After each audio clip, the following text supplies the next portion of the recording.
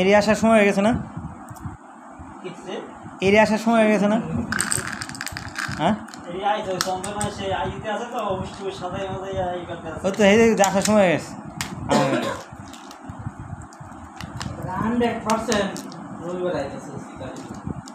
হেঁটে তো তোর কইতেছি যে এরিয়া আসার সময় হয়ে গেছে, আমি কইতেছি তো এটাই তাই না? ওই বাসার ভাই